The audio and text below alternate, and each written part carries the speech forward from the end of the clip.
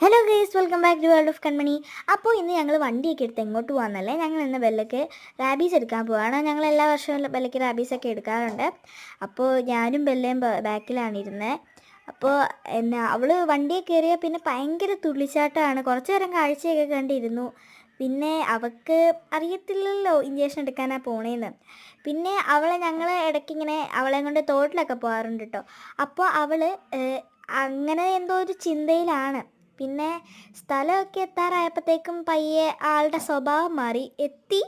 എത്തിയപ്പോഴത്തേക്കും പിന്നെ അങ്ങ് തുള്ളിച്ചാട്ടമായിരുന്നു കേട്ടോ. അവൾക്ക് കാര്യം പിടികിട്ടി. പിന്നെ അതിൻ്റെ ഞങ്ങൾ ഹോസ്പിറ്റലെത്തി. അപ്പോൾ ഹോസ്പിറ്റലിൻ്റെ സൈഡിൽ കൂടെ ഇങ്ങനെ ഒരു തോടൊക്കെ ഒഴുകുന്നുണ്ടായിരുന്നു. അമ്മ ഇവിടെ സീട്ടൊക്കെ എടുക്കാൻ നിൽക്കുകയാണ്. അവൾ വന്നപ്പോഴത്തേക്കും വാലൊക്കെ അടിയിലേക്ക് അങ്ങ് ചുരുട്ടി കയറ്റിയിട്ടുണ്ട്.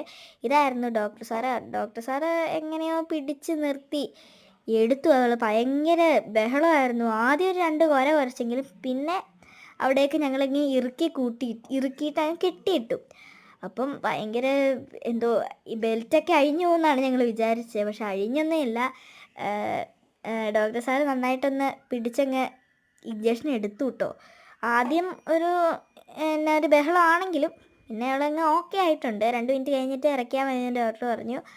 അപ്പോൾ വേണ്ടേ ഞങ്ങൾ അവളെ നൈസായിട്ടൊക്കെ ഇറക്കി. പിന്നെ ആൾക്ക് ഒട്ടും ഒരു ഇഞ്ചക്ഷൻ എടുത്താന്ന് പോലും ഒരു ഓർമ്മയില്ലായിരുന്നു.